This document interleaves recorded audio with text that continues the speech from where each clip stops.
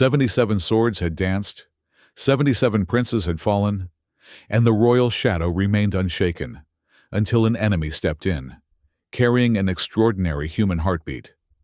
Would this be the 48th time, or the beginning of an event beyond all prophecies?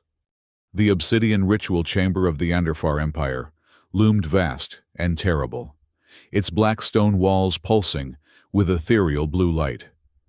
Every surface gleamed with a polish that reflected distorted images of those who dared enter. This was a place of both magnificence and horror, where Empress Ferrara exercised her ultimate power. The high ceiling disappeared into darkness, while blue flame sconces cast eerie shadows across the ancient ceremonial altar at the center. A massive block of pure obsidian, its surface marred by channels carved to direct flowing blood. Today, those channels ran thick with violet fluid. Empress Ferrara stood tall and imposing, her pale blue skin luminescent in the chamber's glow. Her platinum hair cascaded down her back like liquid silver, contrasting sharply with the black ceremonial robes that hugged her slender frame. Her eyes, deep violet with no discernible pupils, surveyed the chamber with cold calculation. The telepathic crown she wore, a delicate circlet of shimmering metal, amplified her already formidable mental powers, allowing her to pierce the thoughts of all who entered her domain. At her feet lay the body of her 47th husband, his violet blood still warm and spreading across the obsidian floor. His face was frozen in an expression of agony, the final moments when Ferrara's telepathic assault had overwhelmed his consciousness, shattering his mind before she had delivered the physical death blow with her ceremonial blade. "Incompatible," she stated flatly, her voice echoing throughout the chamber. "Like all the others." She wiped her obsidian blade clean with a silk cloth, the metal drinking in the ambient light rather than reflecting it. 47 attempts, 47 failures. The royal bloodline grows weaker with each generation. The assembled council members and nobles stood in silence, none daring to make eye contact with their empress. Some had witnessed all 47 bonding ceremonies and their subsequent executions. Others were newer to court, but all knew the pattern. Ferrara would select a potential mate, subject them to the telepathic bonding ritual, and when their mind inevitably crumbled under the strain, execute them for their weakness. Her trusted advisor, Vex, stepped forward from the shadows. His gray skin and small stature made him appear fragile, but his calculating eyes revealed his cunning intellect. "Your Majesty, perhaps it is time to consider alternatives. The traditional bonding ritual has failed 47 times. Our scientists suggest—" "Silence," Ferrara commanded, her voice barely rising, yet cutting through the chamber like a knife. "The bonding ritual has sustained the royal line for 10,000 years. It is not the ritual that fails. It is the weakness of those chosen." She turned to Commander Rain, her military leader who stood rigid in his ceremonial armor. "What of the new candidate, the one you mentioned from the outer worlds?" Commander Rain stepped forward, his massive frame casting a long shadow.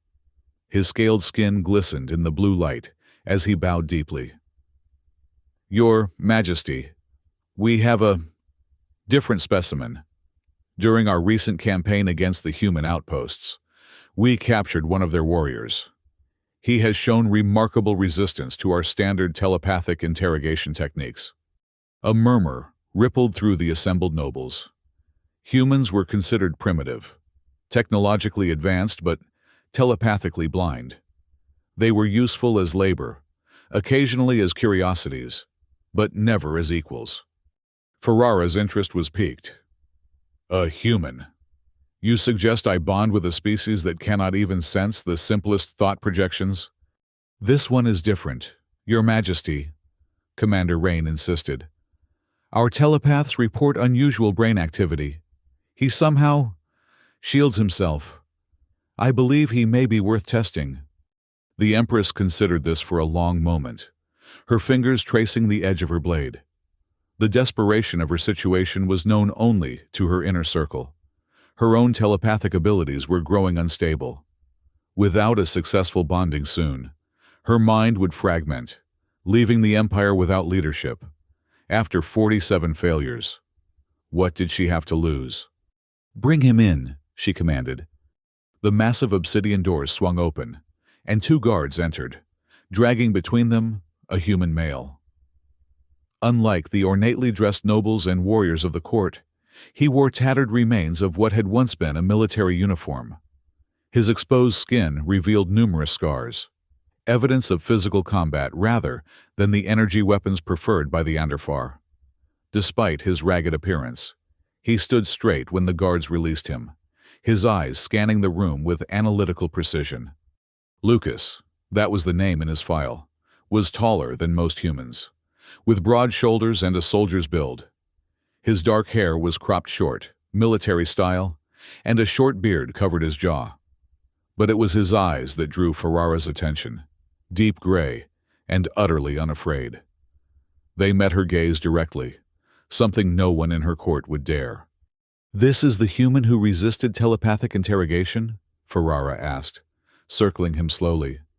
"Yes, Your Majesty," Commander Rain confirmed. 47 separate attempts, all failed.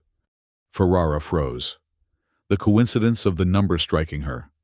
47 attempts at bonding, 47 failures, 47 telepathic interrogations of this human, 47 failures. Perhaps there was something to this after all. "Tell me, human," she addressed Lucas directly. "Do you know why you're here?" Lucas's voice was steady when he replied. "I assume I'm here to die, like that poor bastard at your feet." His language translator rendered his words perfectly, though with an accent the court found crude. Gasps echoed around the chamber at his insolence. Commander Rain stepped forward, energy baton raised to punish the prisoner, but Ferrara held up a hand to stop him. "You are partially correct," she said, approaching until she stood directly before Lucas. Even in her ceremonial attire, she was nearly as tall as he was. "You are here to participate in a ritual. Whether you die depends entirely on your strength, mental and physical." For the first time, uncertainty flickered across Lucas's face. "What kind of ritual?" Ferrara smiled, a cold expression that did not reach her eyes. "The bonding ritual. Should you succeed where 47 others have failed, you will become my consort. Should you fail..." She gestured toward the corpse being dragged away. Lucas's eyes narrowed. "And if I refuse?" "Then you die now instead of later," she replied simply. "But you won't refuse. I see it in your eyes, the survival instinct, the warrior's determination to live another day, to find an advantage, to escape." She leaned closer. "There is no escape from this chamber except through the ritual. Choose." The human's jaw tightened as he considered his options. Finally, he gave a curt nod. "What do I need to do?" Ferrara turned to the assembly. "Clear the chamber. Only the required witnesses will remain." As the nobles and lesser officials filed out, she pointed to Commander Rain, Vex, and 2 senior telepaths. "You 4 will observe. The rest, leave us." When the chamber had emptied, except for the designated observers, Ferrara approached the obsidian altar at the center of the room. She motioned for Lucas to stand opposite her. "The first trial is telepathic," she explained. "I will attempt to enter your mind. Most cannot withstand even this preliminary stage." Lucas stood rigid, his hands clenched at his sides. "What am I supposed to do?" "Survive," Ferrara answered simply. She removed the ceremonial blade from her belt and placed it on the altar between them. "This blade has tasted the blood of 47 failures. It will either taste yours as the 48th, or it will recognize you as my consort." Without further warning, Ferrara pressed her palms against the obsidian surface and closed her eyes. The blue light in the chamber intensified, centering on the altar and the 2 figures standing at its sides. Lucas's body went rigid as the first telepathic probe touched his consciousness. Ferrara's initial sensation was one of surprise. Unlike the ordered minds of her own kind, with their clearly delineated chambers of thought and memory, Lucas's mind was chaotic, fragmented, and yet surprisingly resilient. Where she expected to find weakness, she discovered layers, barriers erected not by telepathic training, but by trauma, by survival instinct, by the unique human capacity to compartmentalize. She pushed harder, and images began to flood her awareness. She saw Lucas as a child, running through fields on a planet with a yellow sun. She saw him in military training, face streaked with mud as he crawled under razor wire. She witnessed battles on distant worlds, comrades falling beside him as energy weapons tore through their ranks. She felt his pain, his determination, his unwavering resolve to survive. But as she delved deeper, she encountered something unexpected: resistance. Not the passive barriers she had initially sensed, but active opposition. Somehow, Lucas was pushing back against her intrusion. In the physical world, sweat beaded on Lucas's forehead, veins standing out on his temples as he fought an invisible battle. His eyes remained locked on Ferrara's, even as his mind wrestled with hers. Ferrara increased the pressure, channeling more telepathic energy through the crown she wore. The blue light pulsed in sync with her efforts, the chamber's temperature dropping precipitously as energy was redirected to the mental battle. "Impossible!" Vex whispered from the sidelines, watching the human withstand what should have been an overwhelming assault. Commander Rain stood silent, his expression unreadable, though his hand rested on his weapon, ready to intervene if the unexpected occurred. Inside the telepathic confrontation, Ferrara encountered a memory that stunned her. Lucas had been captured once before, by a different alien species. They too had attempted telepathic interrogation, and in the process, had inadvertently taught him how to resist. Each painful probe had strengthened his mental barriers. Each invasion had shown him how to adapt. He had turned torture into training. Ferrara withdrew abruptly, gasping as the telepathic connection severed. The blue light in the chamber returned to its normal intensity, and both she and Lucas stumbled back from the altar, breathing heavily. "He resisted," one of the telepaths said in disbelief. "Not completely," Ferrara corrected, regaining her composure. "But more effectively than any before him." She studied Lucas with new interest. His face was pale, sweat-soaked, but his eyes remained defiant. "You have survived the first trial. Human. That alone makes you unique among the 47 who preceded you." Lucas steadied himself against the altar. "What's the next trial? More mind games?" "The next is physical," Ferrara replied. "Follow me."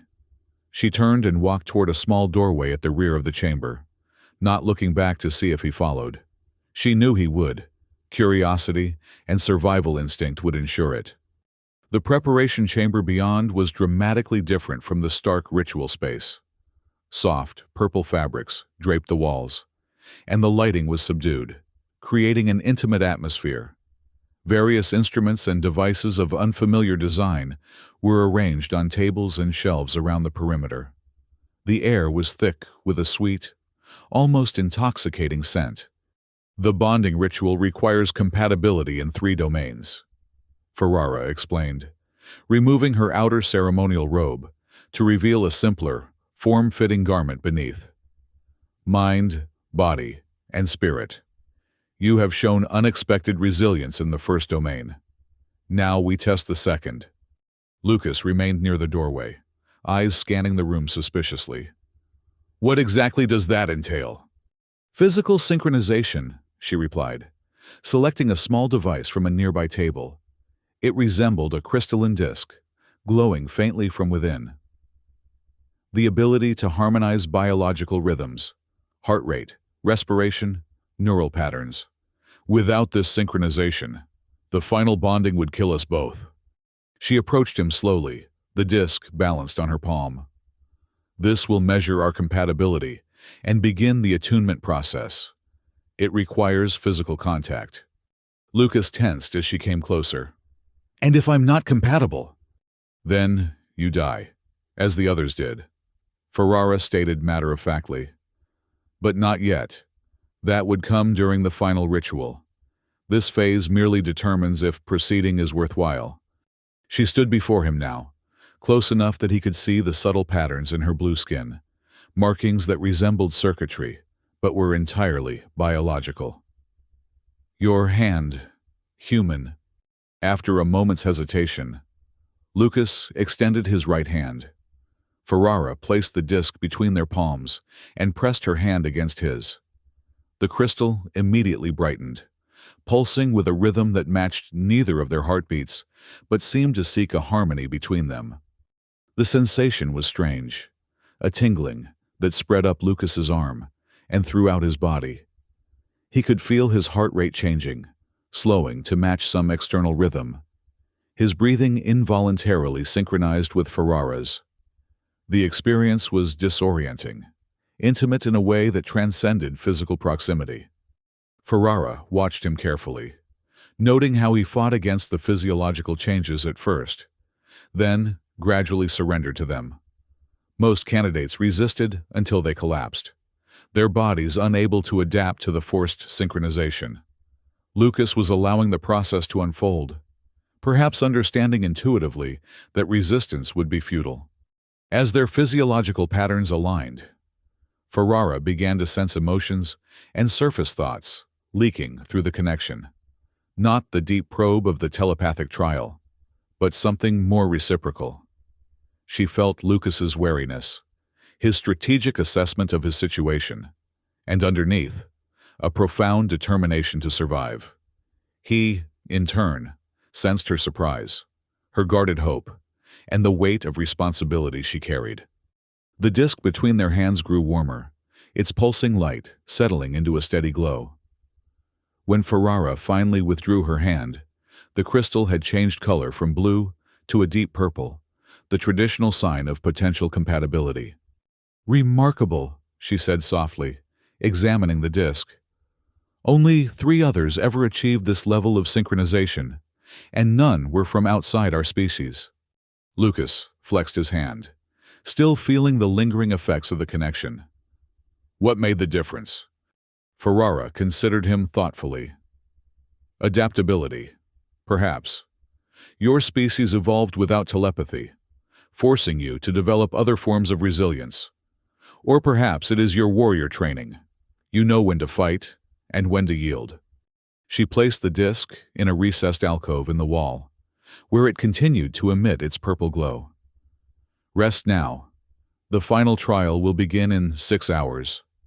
She indicated a small adjoining chamber with what appeared to be sleeping accommodations. "You will need your strength." As she turned to leave, Lucas called after her. "Why do you do this? Why kill your husbands when they fail?" Ferrara paused at the doorway. "It is not by choice. The final bonding melds consciousness. When the minds are incompatible, one must dominate, or both will be destroyed. In 47 attempts, none has been strong enough to survive the melding, nor weak enough to be fully subsumed." She looked back at him, her expression unreadable. The death that follows is a mercy compared to the mental disintegration that would otherwise occur. With that, she left him alone in the preparation chamber, the purple light of the compatibility disc casting strange shadows across the walls. In the 6 hours that followed, Lucas explored the confines of his luxurious prison, finding no obvious means of escape.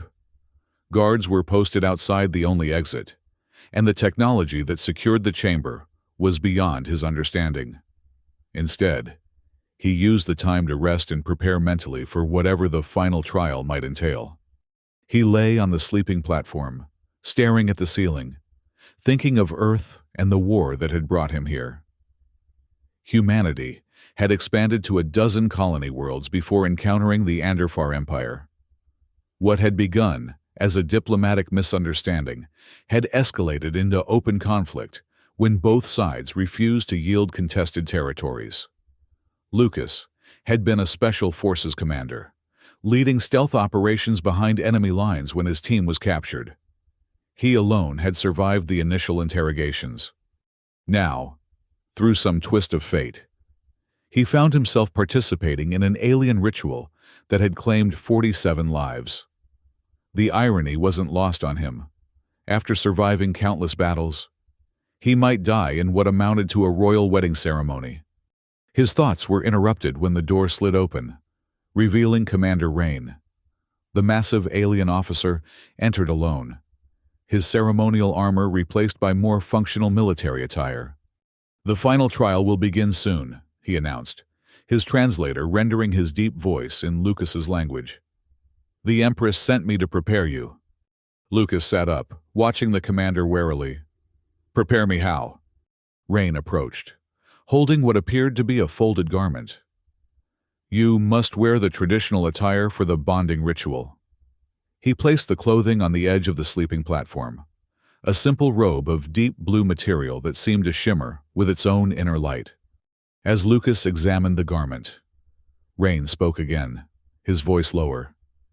"You should know that no one expected you to survive this long. The court is in disarray. Some hope you succeed. The Empress needs a consort to stabilize her powers. Others pray for your failure, fearing the implications of an outsider in such a position." Lucas looked up sharply. "Why are you telling me this?" Rain's scaled features remained impassive. "Because regardless of the outcome, history will be made today. The Empress has never shown such consideration for a candidate. She allowed you rest. She explained the process. These are not her usual practices. She wants me to succeed," Lucas realized aloud. "Perhaps," Rain acknowledged. "Or perhaps she simply wishes to understand why you have not failed. Either way, your performance has already changed something within the court." He moved toward the door. "You have 30 minutes to prepare. I will return to escort you to the true bonding chamber." When Rain had gone, Lucas changed into the provided garment. The material felt strange against his skin, lighter than silk, but somehow substantial, regulating his body temperature perfectly. As he moved, the fabric seemed to respond, adjusting to allow maximum freedom while maintaining its elegant drape. True to his word, Commander Rain returned precisely 30 minutes later. He led Lucas through a series of corridors, unlike the ones they had traversed earlier. These passages were older, carved directly from black stone, rather than constructed of modern materials. The blue lighting was more subdued, coming from bioluminescent organisms that clung to the ceiling in intricate patterns.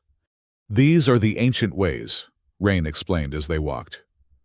"The true bonding chamber predates our modern civilization. It has existed for 20,000 years, since the first Empress established the bonding ritual." They descended a spiraling staircase that seemed to go on forever, the air growing cooler and heavy with unfamiliar scents. Lucas noted that they had passed no other individuals during their journey. This path was clearly restricted to only the most essential participants.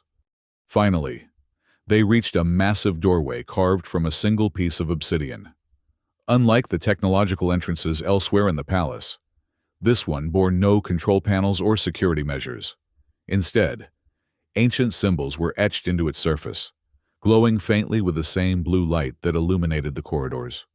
"The Empress awaits within," Rain said, stepping back. "From this point, you proceed alone." Lucas hesitated before the imposing doorway. "Any last advice, Commander?" Rain considered for a moment. "Do not fight what you cannot defeat. Surrender what you cannot hold. Preserve what matters most." With those cryptic words, he turned and ascended the staircase, leaving Lucas alone before the ancient entrance. Taking a deep breath, Lucas pushed against the massive door. Despite its apparent weight, it swung open silently, revealing the true bonding chamber beyond. The space was nothing like the ceremonial chamber where the first trial had taken place. It was smaller, more intimate, with walls of raw, unpolished obsidian that seemed to absorb light rather than reflect it. The only illumination came from a central platform, where channels carved into the stone glowed with luminescent fluid. 4 translucent curtains hung from the ceiling, drifting gently despite the absence of any detectable air current. Ferrara stood on the opposite side of the central platform, wearing a simple white garment, similar to Lucas's blue one. Without her ceremonial crown and robes, she appeared less imposing, though no less regal. Her platinum hair was unbound, floating around her as if suspended in water. "You came," she said, her voice echoing strangely in the ancient chamber. "You had the option to refuse, even at the end." Lucas stepped fully into the room, allowing the door to close behind him. "Would your guards have allowed me to leave?" "They would have executed you," Ferrara admitted. "But many consider that preferable to what lies ahead." She gestured to the platform between them. The true bonding is not merely symbolic, nor is it simply a physical union. It is a melding of consciousness, a permanent linking of minds. The 47 who came before you could not withstand this melding. Their minds were either too rigid to adapt or too weak to maintain their identity. Lucas approached the platform cautiously. Its surface was smooth obsidian, with channels carved in intricate patterns, all converging at the center, where a slight depression formed a shallow basin. The luminescent fluid flowed slowly through these channels, pulsing in rhythm with some unseen force. "What exactly will happen?" he asked, studying the alien technology, or perhaps ancient magic. He couldn't be sure which. "We will each place our hands in the designated positions," Ferrara explained, indicating smooth depressions on either side of the platform. "The bonding fluid will flow between us, creating a physical conduit for the telepathic connection. Our minds will begin to merge. At this point, one of 3 outcomes will occur." She stepped closer to the platform, her expression solemn. "If your mind cannot withstand the pressure of mine, it will be overwhelmed and destroyed. If my mind cannot contain yours, I will be overwhelmed and destroyed. If neither occurs, we will establish a permanent bond, a shared consciousness that maintains 2 distinct identities. And in the first 2 scenarios, the surviving party executes the other," Lucas concluded. "No," Ferrara corrected. "In the first 2 scenarios, death is a certainty regardless of physical intervention. The mind cannot survive such trauma intact. The ceremonial execution that follows is merely a formality, confirming what has already occurred on the mental plane." She looked directly into his eyes. "There is no turning back from this point. Once begun, the ritual must conclude with either successful bonding or death. Are you prepared?" Lucas held her gaze. Despite everything, he found himself believing her. This was not simply an elaborate execution or torture. Something genuine was at stake, something she needed desperately enough to risk bonding with a creature she would normally consider inferior. "I'm ready," he said, placing his hands in the depressions on his side of the platform. Ferrara mirrored his action, positioning her blue hands in the corresponding depressions on her side. The moment their hands settled into place, the luminescent fluid in the channels began to flow more rapidly, converging in the central basin, where it started to glow with increasing intensity. The initial sensation was similar to the physical synchronization from the second trial, a tingling that spread from his hands throughout his body. But this quickly intensified, becoming a flood of sensory information, unlike anything Lucas had experienced. He could feel Ferrara's heartbeat as if it were his own, could sense the rhythm of her breathing merging with his. Then came the telepathic connection, vastly more powerful than the first trial. This was not a probe or an attack. It was an opening, an invitation that rapidly became an inevitability. Lucas felt his consciousness expanding, extending beyond the boundaries of his physical form, reaching toward Ferrara's mind, even as hers reached for his. The first contact was overwhelming. Images, emotions, and memories crashed through his awareness like a tidal wave. He saw Ferrara as a child, undergoing rigorous telepathic training. He witnessed her coronation, felt the weight of the crown as it amplified her already formidable abilities. He experienced her loneliness, the isolation of absolute power, the desperate need for a mental equal that had driven her to attempt the bonding ritual 47 times. Simultaneously, Ferrara was experiencing Lucas's life, his childhood on Earth, his military training, the horrors of war, the loss of comrades, his capture and torture at the hands of her empire. She felt his resilience, his adaptability, the mental compartmentalization that had allowed him to survive trauma that would have broken others. As the connection deepened, Lucas felt a pressure building, a sense that his identity was being compressed, threatened with dissolution. Instinctively, he fought back, trying to maintain the boundaries of his self. But the more he resisted, the more painful the process became. In that critical moment, he remembered Commander Rain's advice: do not fight what you cannot defeat. Surrender what you cannot hold. Preserve what matters most. Instead of continuing to resist, Lucas shifted his approach. He stopped trying to maintain rigid boundaries and instead focused on preserving his core identity, his essential values, memories, and personality. He allowed the less crucial aspects to blend with Ferrara's consciousness, creating a shared space between them while maintaining his fundamental self. Ferrara, sensing this change, followed suit.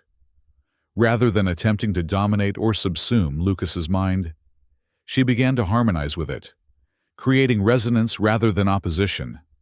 The pain diminished, replaced by a strange sense of expansion, as if both minds were growing to accommodate each other rather than competing for the same space. In the physical chamber, the luminescent fluid had reached peak brilliance, bathing the entire room in intense blue light. The translucent curtains swirled more rapidly, responding to energy currents invisible to normal perception. Both Ferrara and Lucas remained motionless, their hands pressed to the platform, their faces reflecting the strain of the mental process occurring between them. Within the shared mental space, a realization dawned simultaneously for both participants. This was not a battle for dominance as tradition had defined it. It was a creation, the birth of a third state of consciousness that encompassed both identities while allowing each to remain distinct. Like binary stars orbiting a common center of gravity, their minds established a new equilibrium. The traditional bonding had always assumed that one consciousness must dominate, or both would be destroyed. But Lucas's unique mental structure, developed through trauma and resistance to telepathic intrusion, offered a different possibility. His mind could bend without breaking, adapt without surrendering its essential nature. As this new configuration stabilized, the physical symptoms of the bonding manifested more strongly. Their heartbeats synchronized perfectly. Their breathing fell into identical patterns. Even their neural activity, as monitored by the ancient technology of the bonding platform, displayed matching wavelengths with occasional harmonious divergences. The light from the platform began to pulse, then gradually diminish as the most intense phase of the bonding completed. Both Ferrara and Lucas remained connected to the platform, their minds still intertwined in the newly established bond. But the acute pressure had subsided. Slowly, consciousness returned to its normal state, except normal had been fundamentally redefined. Lucas opened his eyes to find Ferrara already watching him, her expression a mixture of wonder and disbelief. "You're still here," she whispered. "We both are." Lucas nodded, carefully removing his hands from the platform. The connection remained even without physical contact, a constant awareness of Ferrara's presence in his mind, like a room adjacent to his own thoughts, with a door that would never fully close. "It worked," he said, his voice hoarse. "What happens now?" Ferrara stepped away from the platform, moving toward him with newfound familiarity. "Now we learn to live with this bond. No one has successfully completed the ritual in 7 generations. The implications are significant." Through their mental connection, Lucas could sense the political ramifications she was already calculating. The potential opposition from conservative factions. The strategic advantages of having a human consort. The biological questions about their compatibility. "Your court won't accept this easily," he observed, receiving confirming impressions through the bond. "No," she agreed. "There will be resistance. Some will call it sacrilege for an outsider to achieve what 47 nobles could not." She approached until they stood face to face. "But they cannot deny the success of the bonding. The ritual platform confirms it. We are compatible in ways that transcend species." Lucas could feel her certainty, her determination. He could also sense something else, a profound relief. The fear of mental deterioration that had driven her to attempt the ritual 47 times had been alleviated. Whatever else this bond might mean politically or personally, it had saved her from a fate she had dreaded. "We should return to the upper levels," Ferrara said after a moment. "The witnesses must be informed of the outcome." A hint of a smile touched her lips. "I imagine Vex's expression alone will be worth witnessing." They exited the true bonding chamber together, finding Commander Rain waiting at the top of the ancient staircase.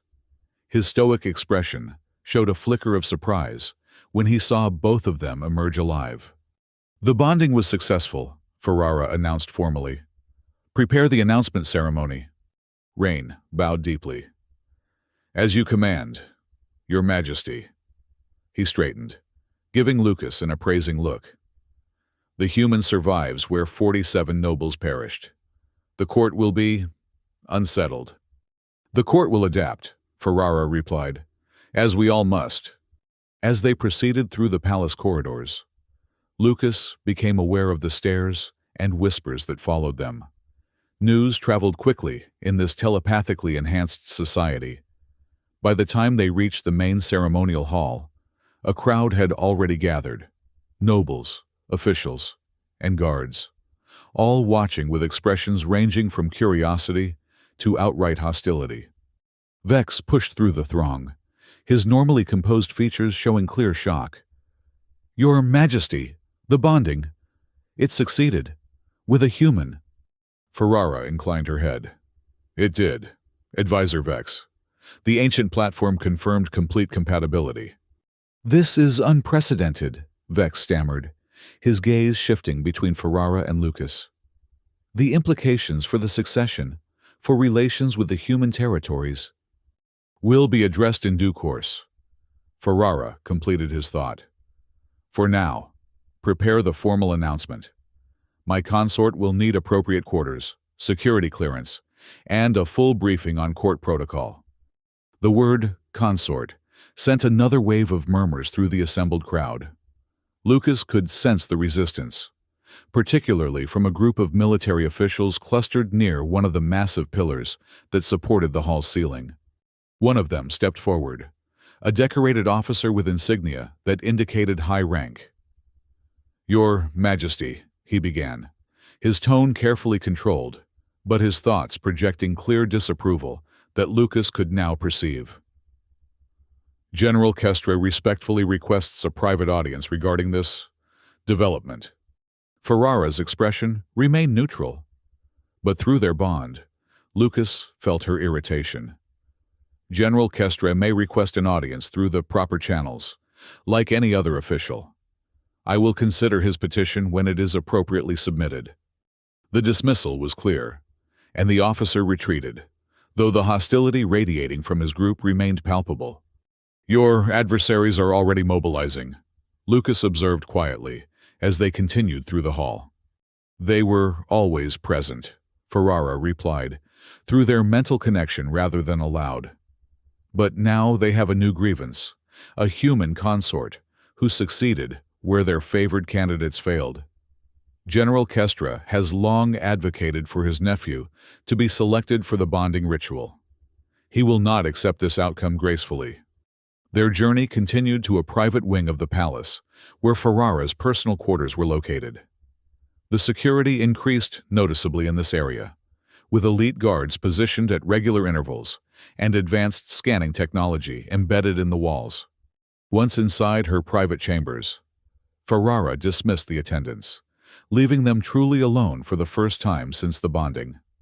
The space was surprisingly austere for an empress, functional rather than opulent, with clean lines and minimal decoration. The only luxury appeared to be a large view screen that currently displayed a breathtaking vista of the capital city stretching to the horizon, its crystalline spires gleaming in the light of the planet's twin suns. "You should rest," Ferrara said, gesturing to an adjoining room. "The bonding taxes the body as well as the mind. We will both need time to adjust to the permanent connection." Lucas could indeed feel exhaustion settling into his muscles, a bone-deep weariness unlike normal fatigue. "What happens tomorrow?" "Tomorrow we begin integrating you into court life," she replied, removing her ceremonial accessories and placing them on a crystalline stand. "You will need to learn our protocols, our history, our political landscape, and I must learn more about humans, your physiology, your culture, your capabilities." She turned to face him directly. "But before that, we should discuss the nature of our arrangement. The bonding is permanent, but its parameters can be negotiated. What do you hope to gain from this position, Lucas of Earth?" The directness of the question caught him off guard, though he could sense through their connection that it was asked without malice, simple curiosity about his motivations. "Initially, survival," he answered honestly. "Beyond that, I don't know. I never expected to find myself in this situation." Ferrara nodded, accepting his answer. "Fair enough. In time, you may identify objectives beyond mere survival. When you do, we will discuss them." She paused, then added, "For now, understand this. You are no longer a prisoner, but neither are you free to leave. The bonding ties us together permanently. Where I go, you must follow, and the reverse is equally true." "A gilded cage, then?" Lucas observed. "A shared one," Ferrara corrected. "I am as bound to you as you are to me. The throne comes with its own constraints, ones I have borne alone until now." Through their connection, Lucas sensed the truth of her statement. The isolation of leadership, the constant vigilance required to maintain power, the weight of responsibility for an empire spanning dozens of worlds. It was a burden she had carried alone for centuries. Her extended lifespan both a blessing and a curse. "Rest now," she repeated, turning away. "Tomorrow will bring challenges enough." The following days passed in a whirlwind of activity, as Lucas was introduced to the complexities of life in the Anderfar court. Each morning began with intensive language lessons, although his translator provided basic communication. Ferrara insisted he learn the native tongue for diplomatic reasons. Afternoons were dedicated to political briefings, historical education, and protocol training. Throughout it all, the mental bond between them continued to develop. What had begun as a simple awareness of each other's presence gradually evolved into something more nuanced, a complex interplay of thoughts, emotions, and sensory information that flowed continuously between them. They learned to control this flow, establishing boundaries where necessary, while allowing for deeper connection when appropriate. 1 week after the bonding, Ferrara took Lucas to the palace's bioscience division, a vast complex of laboratories and research facilities housed in a separate wing. The lead scientist, Medicane, greeted them with obvious excitement, her elongated features animated as she ushered them toward a specialized scanning chamber. "Your Majesty, this is an unprecedented opportunity," she enthused, activating various instruments with quick, precise movements. "A successful cross-species bonding has never been documented. The data we collect could revolutionize our understanding of telepathic connections." Lucas eyed the scanning equipment warily. "What exactly are you planning to measure?" "Everything," Medicane replied with scientific enthusiasm. "Neural patterns, hormonal responses, Telepathic wavelengths, physical synchronization parameters.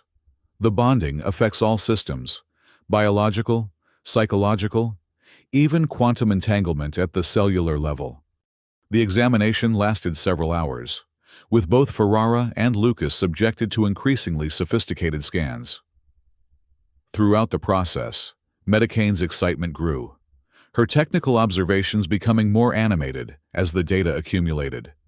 "Fascinating," she exclaimed, reviewing a three-dimensional display of their neural activity. "The synchronization patterns are unlike anything in our records.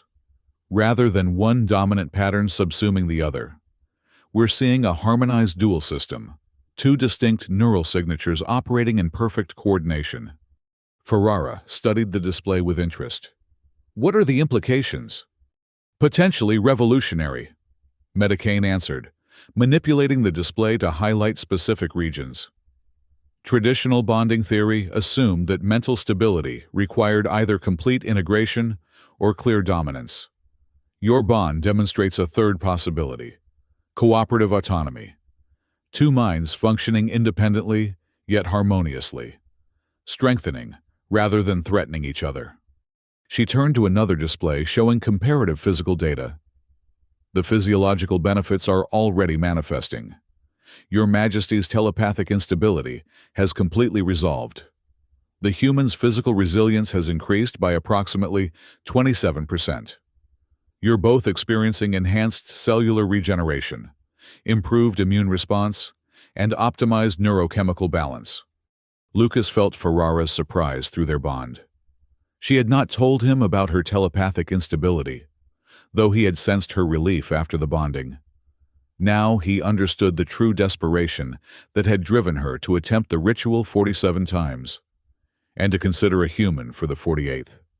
"Can these findings be replicated?" Ferrara asked, her tone careful, but her thoughts racing with possibilities that Lucas could perceive.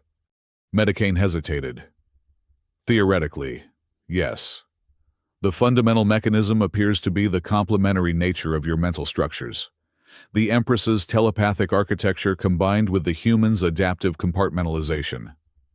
If we could identify similar complementary patterns in other pairings, successful bonding might be possible." "Prepare a comprehensive report," Ferrara instructed, "classified to the highest level. This information does not leave this facility without my direct authorization." As they departed the Bioscience Division, Lucas could sense Ferrara's strategic calculations. "You're thinking of the political implications," he observed. "Of course," she replied.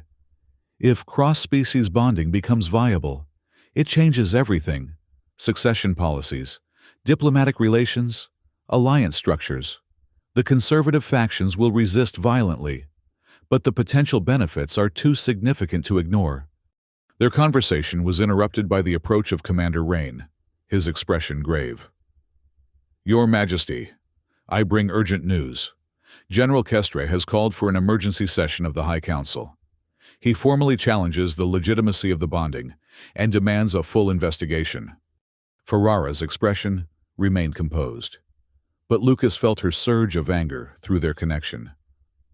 "On what grounds does he challenge a ritual confirmed by the ancient platform itself?" "He claims contamination," Rain reported. "He suggests the human may have sabotaged the bonding process using unknown Earth technology to create a false positive result." "Ridiculous," Ferrara dismissed. "The true bonding chamber has existed for 20,000 years. It predates human civilization entirely. Nevertheless, he has garnered support from the traditionalist faction," Rain continued. "The session is scheduled for tomorrow. Your presence, both of you, is required." After Rain departed, Ferrara paced the corridor, her thoughts turbulent enough that Lucas could feel them without actively trying to access their connection. "This challenge was inevitable," she finally said. "Kestre has opposed my policies for decades. A human consort gives him the perfect opportunity to rally the conservatives against me." "What's the worst that could happen?" Lucas asked. Ferrara's gaze was direct. "If the Council rules against us, They could declare the bonding invalid and order its dissolution. I thought you said the bond was permanent, Lucas pointed out. It is, she confirmed grimly.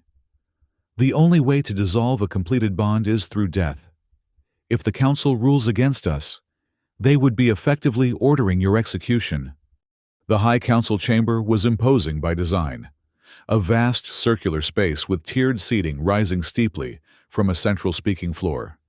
The architecture created perfect acoustics, while simultaneously intimidating anyone who stood in the center, forced to look up at ring upon ring of stern-faced counselors. Ferrara and Lucas entered together, taking their position on a raised platform reserved for the Empress and her consort. This simple act, Lucas standing beside her rather than below, caused immediate murmurs throughout the chamber. It was a clear statement that she considered him her equal, at least in ceremonial status.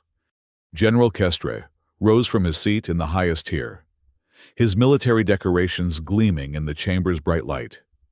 He was older than most Anderfar military leaders. His blue skin faded to a pale gray, but his posture remained rigid with discipline, and his voice projected powerfully when he spoke. Esteemed council members, we face an unprecedented situation, he began.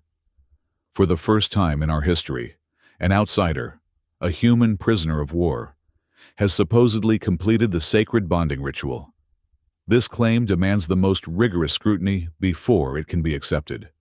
Murmurs of agreement rippled through the conservative factions, while those loyal to Ferrara remained silent, but watchful.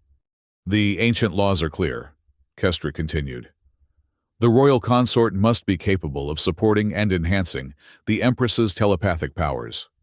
Humans have no telepathic abilities whatsoever. Logic dictates that a successful bonding is impossible. Vex rose from his position near Ferrara's platform. General Kestre conveniently ignores the evidence. The bonding platform itself confirmed compatibility, a technology that has functioned flawlessly for 20,000 years. Furthermore, preliminary medical scans show unprecedented synchronization patterns between the Empress and her consort. Scans that can be manipulated, Kestre countered. Data that can be falsified. I demand independent verification by neutral experts, not the Empress's loyal scientists. The debate continued for hours, growing increasingly heated as supporters from both factions presented arguments. Throughout, Lucas remained silent, observing the political maneuvering while maintaining a calm exterior. Through their bond, Ferrara could sense his analysis of the proceedings, identifying key players, noting who spoke passionately and who remained calculated, mapping the complex web of alliances that structured the council. Finally, when the arguments had begun to circle back on themselves, Ferrara rose. The chamber immediately fell silent, whatever political disagreements existed. Her position still commanded respect. This debate serves no purpose, she stated firmly. The bonding is fact, not theory. It cannot be undone, regardless of the council's opinion. However, to address General Kestre's concerns about verification, I propose a demonstration. This unexpected offer caught the council by surprise. Kestre's eyes narrowed with suspicion. What kind of demonstration? A direct test of the telepathic connection between myself and my consort, Ferrara explained. Under controlled conditions, with witnesses of your choosing. If the bond is genuine, its effects will be unmistakable. The proposal sparked intense discussion among the council members. Eventually, Kestre stepped forward again. We accept this proposal, with one condition. The demonstration must include a combat component, a true test under stress, not merely a controlled laboratory exercise. Through their bond, Lucas felt Ferrara's calculation. Kestre was hoping to expose weakness or incompatibility when the bond was strained by danger. It was a calculated risk, but one that could backfire spectacularly if they succeeded. Agreed, Ferrara stated. The demonstration will take place tomorrow in the Grand Arena. Select your witnesses and prepare your tests. General, we will submit to any reasonable examination. As they departed the council chamber, Lucas finally broke his silence. You're confident about this demonstration? I am, Ferrara replied, though he could sense her underlying concern. The bond between us is stronger than they realize. But Kestra will design the tests to maximize difficulty. We should prepare. They spent the remainder of the day in Ferrara's private training facility, working to refine their coordination through the bond. What began as basic exercises, synchronizing movements, sharing sensory information, evolved into complex telepathic maneuvers that neither could have accomplished alone. By evening, they had discovered something remarkable: the ability to temporarily merge their consciousness more completely during moments of intense focus, creating a hybrid awareness with capabilities beyond either individual. This state couldn't be maintained indefinitely, but even brief periods produced extraordinary results. This is what the ancient records described, Ferrara said, as they concluded their training. The true potential of the bonding, minds working in perfect harmony, greater than the sum of their parts. The grand arena lived up to its name, a massive structure capable of seating thousands, though today only a select audience was permitted. The High Council occupied the primary viewing box, with military observers and scientific experts positioned strategically throughout the space. At the center, a large circular platform had been prepared with various obstacles, weapons, and testing apparatus. General Kestre personally oversaw the preparations, conferring with technicians and security personnel to ensure the demonstration would meet his exacting standards. When Ferrara and Lucas entered, his expression remained coldly professional. Your Majesty, Consort, he acknowledged with minimal courtesy. The demonstration will proceed in 3 phases. First, basic telepathic verification, simple tests to confirm the existence of a functional bond. Second, combat synchronization, a practical demonstration of the bond's effectiveness under pressure. Third, a direct telepathic challenge against our strongest military telepaths. Ferrara nodded. Proceed, General.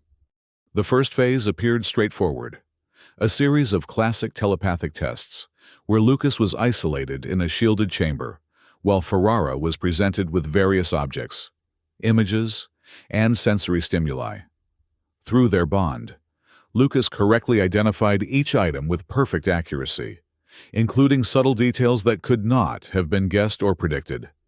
The scientific observers documented each success, their instruments recording the telepathic wavelengths that connected the bonded pair. Even Kestra could not dispute the results, though his expression grew increasingly sour as the tests continued. Impressive party tricks, he commented dismissively as the first phase concluded. But a true bond must function under stress. The second phase will test your combat synchronization. This challenge proved more demanding. Lucas and Ferrara were positioned at opposite ends of the arena, each facing a series of combat drones programmed with increasingly complex attack patterns. The test required them to coordinate their responses through the bond, defending themselves while simultaneously protecting each other from threats they could only perceive through their partner's awareness. To the astonishment of the observers, they moved with supernatural coordination, anticipating attacks before they occurred, reacting to threats visible only to their partner, creating defensive patterns that seemed to defy normal reaction times. As the difficulty increased, they shifted into the merged consciousness state they had practiced, moving with singular purpose despite their physical separation. The military observers leaned forward in their seats, professional interest overcoming political bias. Even Kestra's rigid posture betrayed a hint of surprise at the display. When the combat phase concluded successfully, Kestra's expression hardened. The final test will be definitive, Your Majesty. You will face our 3 strongest military telepaths simultaneously. They will attempt to disrupt your bond with the human. If the connection is genuine, it will withstand their assault. Ferrara's face remained impassive, but Lucas felt her concern through their link. This would be the most dangerous challenge, a direct attack on the bond itself by trained telepathic warriors. As the military telepaths took their positions, 3 Anderfar officers with specialized amplification equipment, Lucas and Ferrara, stood together at the center of the arena, physically touching to strengthen their connection. "Remember what we discovered," Ferrara communicated mentally. "They expect to find a traditional bond, one mind dominant, one submissive. Our dual harmony structure will confuse their attacks if we maintain it." The assault began without warning, a concentrated telepathic barrage designed to locate and exploit weaknesses in their connection. The military telepaths were skilled, their techniques refined through centuries of combat application. They sought the fault lines that should exist between two consciousness, the points where dominance and submission created vulnerabilities. Instead, they encountered something unprecedented, a bond without hierarchy, where two minds supported each other in perfect balance. When the telepaths pushed against Lucas's mental defenses, they found Ferrara's strength reinforcing them. When they tried to isolate Ferrara's consciousness, they discovered Lucas's compartmentalization protecting critical connections. In the physical world, the struggle manifested as visible strain, sweat beading on foreheads, muscles tensing involuntarily, breathing becoming labored. The scientific instruments monitoring the encounter registered massive energy expenditure on both sides of the conflict. After several minutes of increasingly desperate attempts, the military telepaths withdrew, visibly exhausted. The lead telepath turned to General Kestra and shook his head. "We cannot break the bond. It's unlike anything we've encountered. Self-reinforcing, adaptive, with no clear point of vulnerability." Kestra's face flushed darker blue with anger, but before he could respond, a new voice spoke from the council observation box. "I believe we have seen enough, General." The speaker was Elder Serix, the council's most senior member, whose political neutrality gave her words particular weight. She rose from her seat, commanding attention without raising her voice. "The evidence is conclusive. The bond between Empress Ferrara and Consort Lucas is genuine, functional, and remarkably powerful. Furthermore, it appears to represent an advancement of our understanding of telepathic connections, one with significant implications for our future." Murmurs of agreement spread through the council members, with even some of Kestra's traditional allies nodding reluctantly. Elder Serix continued, "I move that the council formally recognize the validity of this bonding and accord Consort Lucas all rights, privileges, and responsibilities of his position. The demonstration has proven beyond reasonable doubt that this union strengthens rather than weakens the throne." The motion passed with a significant majority, leaving General Kestra isolated with only his most devoted supporters. His final glare at Lucas conveyed clear hostility, but he bowed stiffly to the council's decision and departed without further comment. As the arena emptied, Lucas and Ferrara remained at its center, physically and mentally exhausted, but successful. Through their bond, they shared a moment of quiet triumph, not just over Kestra's challenge, but over the prejudice and tradition that had declared their connection impossible. "What happens now?" Lucas asked, both aloud and through their connection. Ferrara's response came the same way, a blend of spoken words and direct thought. "Now, we build something new.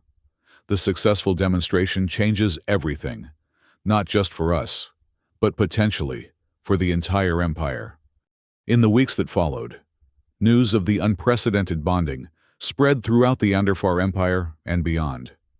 Scientific delegations arrived from allied worlds, seeking to understand the implications of cross-species telepathic compatibility. Diplomatic envoys from previously hostile territories requested audiences, sensing an opportunity for new forms of alliance. Medican's research team worked tirelessly to analyze the unique properties of the bond, publishing carefully redacted findings that sparked a revolution in telepathic theory. Other species began to explore compatibility testing based on the new paradigm, with several successful preliminary trials reported within months. Within the palace, Lucas gradually found his footing as consort, a role with no historical precedent for a human. He leveraged his military background to provide fresh perspectives on security protocols, while his outsider status allowed him to identify inefficiencies in administrative systems that had persisted unchallenged for centuries. The bond between him and Ferrara continued to evolve, deepening in ways neither had anticipated. What had begun as a survival strategy for both, her seeking telepathic stability, him avoiding execution, transformed into a genuine partnership. They learned to navigate the complexities of their shared consciousness, developing techniques to maintain privacy when needed, while fully connecting during moments of importance. 6 months after the bonding, Ferrara convened a special session of the High Council to propose a revolutionary policy change: the establishment of a telepathic compatibility initiative that would systematically explore bonding possibilities between different species throughout the Empire. Our traditional assumption that telepathic bonds can only exist between members of the same species has been definitively disproven, she stated, standing before the assembled counselors with Lucas at her side. The success of my bond with consort Lucas demonstrates that complementary mental structures can exist across species boundaries. This discovery has profound implications for the future of our empire and our relations with other civilizations. The proposal met with mixed reactions: enthusiasm from progressives, cautious interest from moderates, and predictable resistance from conservatives. But the undeniable success of Ferrara and Lucas's bond provided compelling evidence that could not be easily dismissed. General Kestre, now more isolated politically but still commanding respect within military circles, rose to voice his opposition. Your Majesty proposes a fundamental alteration of our society based on a single case, one that may well be an anomaly. The risks of widespread cross-species bonding are unknown and potentially catastrophic. All progress begins with a single case, General, Ferrara countered. The first interplanetary journey, the first telepathic communication, the first neural interface, all were singular events that transformed our civilization. We stand at a similar threshold now. The debate continued for hours, with experts from various fields presenting evidence and theoretical projections. Throughout, Lucas observed the political maneuvering with growing sophistication, his understanding of Anderfar politics having deepened considerably during his months as consort. When the final vote was tallied, the initiative passed by a narrow margin, a significant victory given the conservative nature of the High Council. As the session concluded, Lucas noticed General Kestre in intense conversation with a group of military officers and political allies, their expressions grim and determined. Through their bond, he shared his observation with Ferrara. Kestre isn't finished. He's planning something. Of course he is, she acknowledged mentally. This vote represents everything he fears: change, integration, the dilution of what he considers pure Anderfar culture. But he's lost too much support to challenge us directly now, which makes him more dangerous, not less. Lucas pointed out, desperate opponents take desperate measures. His concern proved prescient.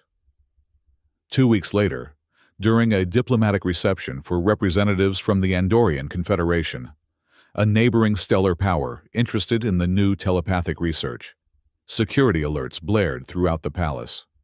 Commander Rain burst into the reception hall, his normally composed features tense with urgency. Your Majesty, we've uncovered a plot. Assassins have infiltrated the palace security systems. You must evacuate immediately. Through their bond, Lucas instantly shared a tactical assessment with Ferrara, who nodded almost imperceptibly. Not evacuation, she replied to Rain. Containment. Lock down the reception hall and double the guard presence.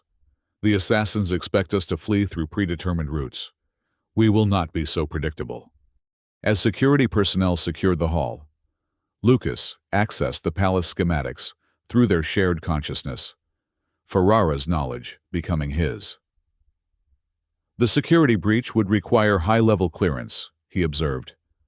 Military grade. Kestra, Ferrara confirmed, her mental tone cold with certainty. But he would maintain deniability, using mercenaries or extremists rather than his own troops. They established a defensive position within the reception hall, converting the diplomatic gathering into an impromptu command center.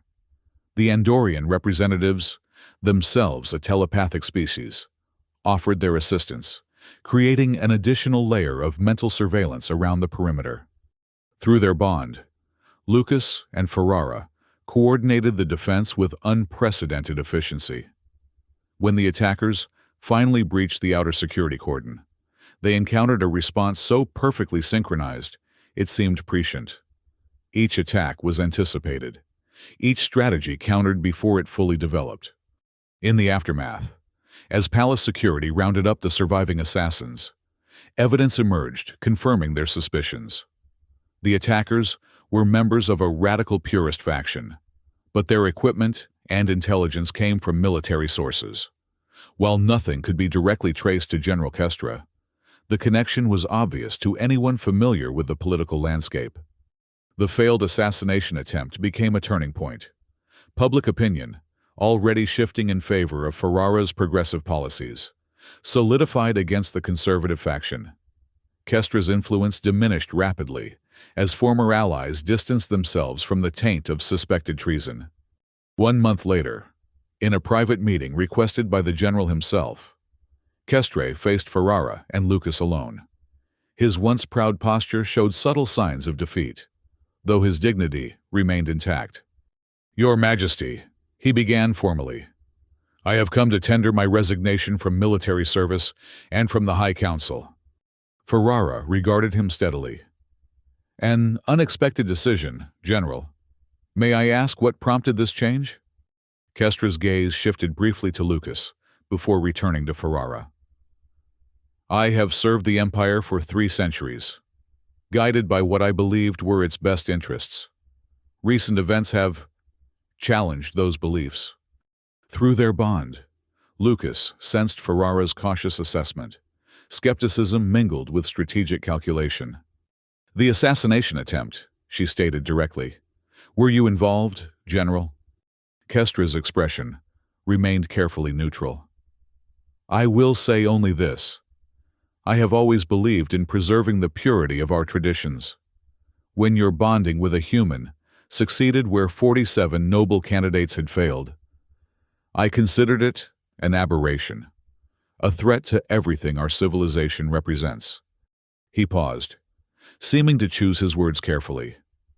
"The efficiency with which you neutralized the attack, the perfect coordination between you and your consort, has forced me to reconsider. Whatever I may think of cross-species bonding in principle, I cannot deny its effectiveness in practice."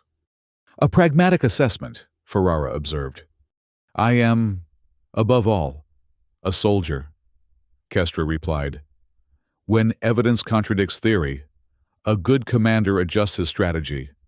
I cannot in good conscience continue to oppose a policy whose benefits I have witnessed firsthand."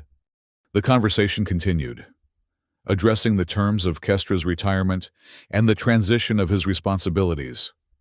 Throughout, Lucas remained silent, but mentally active, sharing observations and analyses with Ferrara through their connection.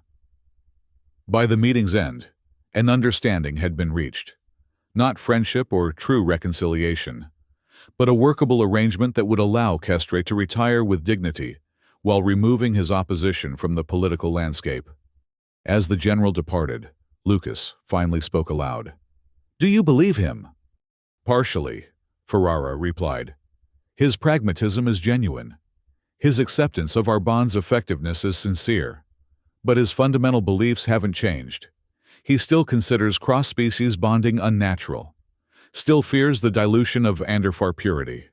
He's simply recognized that direct opposition has become untenable." "A truce rather than a conversion," Lucas summarized. "Exactly. And a valuable one." Kestra's withdrawal removes the central pillar of conservative resistance. Without his leadership, the opposition will fragment into competing factions, each easier to manage individually. The following years brought dramatic changes throughout the Anderfar Empire. The Telepathic Compatibility Initiative expanded rapidly, identifying numerous viable cross-species bonding combinations. Each successful pairing reinforced the new paradigm, that complementary mental structures, rather than genetic similarity, determined compatibility. Diplomatic relations transformed, as bonding became a powerful tool for creating genuine understanding between previously hostile civilizations. Pairs of bonded representatives, one from each species, facilitated negotiations with unprecedented effectiveness. Their shared consciousness bridging cultural and psychological gaps that had previously seemed insurmountable. Lucas adapted to his role as consort with growing confidence. His unique perspective as both insider and outsider, providing valuable insights for imperial governance. Through their bond, he and Ferrara developed a seamless partnership, their distinct backgrounds and perspectives, combining to create leadership capabilities neither could have achieved alone. 10 years after their bonding, as they stood on a private balcony overlooking the capital city, Lucas reflected on the journey that had brought him from prisoner to consort. The city below had changed dramatically during that decade, new architectural styles incorporating influences from a dozen worlds, transportation systems designed for multiple species, cultural centers celebrating the diversity that now defined the empire. When I was captured, I expected to die in an Anderfar prison, he said, watching the sunset paint the crystalline spires in shades of purple and gold. I never imagined this. Ferrara joined him at the railing, her presence in his mind as familiar now as his own thoughts. And I never imagined finding mental compatibility with a species we once considered barely sentient. Life has a way of confounding expectations. Through their bond, they shared a moment of quiet appreciation for the partnership they had forged, for the changes they had catalyzed, for the future they continued to build. Their connection had evolved over the years, deepening and expanding until the boundaries between their consciousness had become pleasant overlaps rather than distinct borders. The Andorian delegation arrives tomorrow, Ferrara noted, shifting to more immediate concerns. Their proposal for a multi-species research consortium is ambitious, but necessary, Lucas added. If the pattern we've observed continues, telepathic bonding could eventually extend beyond our current understanding, potentially to species we haven't even encountered yet. The conversation flowed seamlessly between spoken words and shared thoughts, a dance they had perfected over years of practice. Strategic planning blended with personal reflection, political analysis with private connection, the dual nature of their relationship as both political partnership and intimate bond. As darkness fell over the capital, they remained on the balcony, watching the city lights emerge like stars across the urban landscape. The empire they governed had transformed from a rigidly hierarchical, single-species domain to a diverse, interconnected civilization, changes that had begun with their unlikely bonding. 47 failed attempts had preceded their success. 47 lives lost to a tradition that assumed dominance was the only path to stability. But the 48th attempt had broken that pattern, establishing a new paradigm based on harmony rather than hierarchy, cooperation rather than control. Through their bond, Lucas felt Ferrara's contemplation of this history, her regret for the lives lost, her determination that such sacrifices would never again be necessary, her quiet pride in the transformation they had initiated together.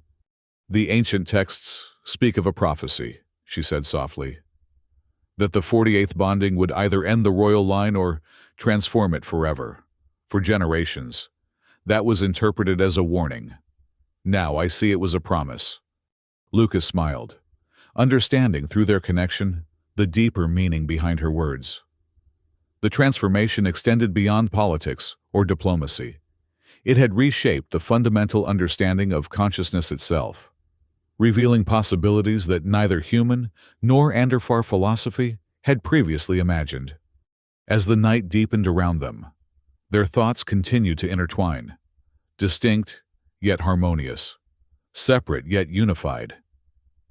In the city below, in palaces and laboratories across the empire, other bonded pairs experienced similar connections, each unique, yet following the pattern established by the unlikely union between an alien empress and a human warrior. 47 failures had preceded them. The 48th attempt had changed everything. Decades later, when Lucas's shorter human lifespan began to assert itself, the bond faced its ultimate test. Physical deterioration could not be prevented entirely, even with advanced Anderfar medical technology. But the mental connection they had established transcended some of these limitations, allowing Ferrara's consciousness to support Lucas's as his physical form weakened. In the final years, as Lucas's body confined him increasingly to the palace medical facilities, their bond actually deepened, the physical limitations forcing a greater reliance on their mental connection. What might have been a time of separation instead became a period of profound intimacy, their consciousness more thoroughly intertwined than ever before. When the end finally came, it was peaceful. Lucas's physical form releasing its hold, while his consciousness remained partially preserved within their bond. Not immortality, not complete preservation, but something previously unimagined, the essential patterns of his mind continuing to exist within the shared space they had created together. Throughout the Empire and beyond, the legend of the Empress and her human consort became a foundation story for a new age of interspecies cooperation. The 48th bonding, which had broken a cycle of failure and death, established a legacy that would continue for generations, a testament to the power of connection across differences, of harmony instead of dominance, of love transcending the boundaries between worlds. The bond that had begun as a desperate gamble had transformed an empire, redefined consciousness, and ultimately transcended death itself, proving that sometimes the most profound strength emerges not from domination, but from the courage to connect.